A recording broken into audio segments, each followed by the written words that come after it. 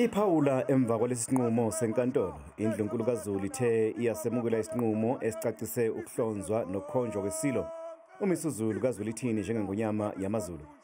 Okhulumela ingonyama nendlu enkulu umntwana uThulani uthi lesi akusona isikhathi sokubungaza noqhekeko, kepha isikhathi sokuthi indlu enkulu ibumbane isebenzele isizwe ngobuqotho ngaphansi kokweluswa indlulamithi yamakhosi.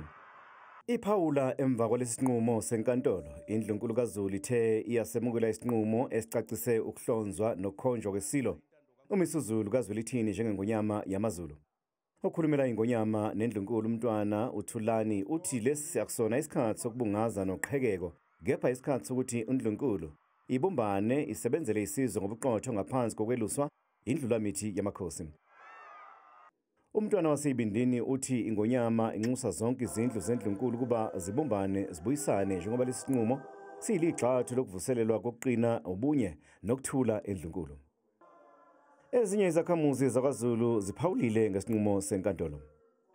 Inkosi ayibekwa iyazalwa inkosi. So njoba kuphume lesi sinqumo kuphume isinqumo okuyisona sona esidinga umphakathi, esidinga ukubuswa inkosi ekhona njengamanje iyabekwa. Wayengeke umntwana omkhulu okuyena wayengeke ubaba uButhelezi eyinduna yesizwe athatha isizwe asifake ehlathini. Uhlangothi lwendlu enkulu obeliphikisana nokuhlonzwa kwesilo umengameli lwaphosela inselele enkantolo isinqumo sikaMengameli luthi-ke wagagamela njengoba umhlangano wokuqoka isilo ungazange ubandakanye yonke indlu enkulu khathi-ke kukhonjwa isilo emhlanganweni. Owawenganyelwe undunankulu kaZulu umntwana uMangosuthu Buthelezi wasakhothama kwakhangela amankengane ngoNhlaba wonyaka u-2021.